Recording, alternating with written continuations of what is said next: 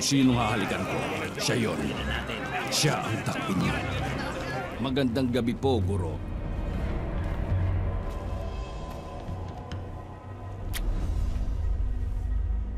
Judas, ipagkakanulo mo ang anak ng tao sa pamamagitan ng halik? Naalala ko to.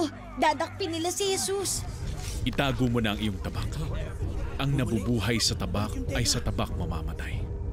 Hindi mo ba alam na pwede kong hilingin sa aking ama na magpadala ng libu-libong anghel na poprotekta sa atin?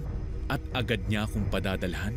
Ngunit kung gagawin ko yon, paano matutupad ang kasulatan na nagsasabing ito ang dapat mangyari ngayon?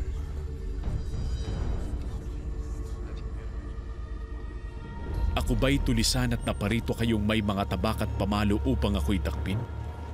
Araw-araw ako nagtuturo sa templo at naroon din kayo, ngunit hindi ninyo ako dinakip. Ngunit nangyari ang lahat ng ito upang matupad ang isinulat noon ng mga propeta. Dakpin si Jesus! Sige! Takpin siya!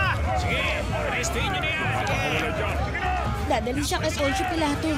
At ipapako siya sa krus.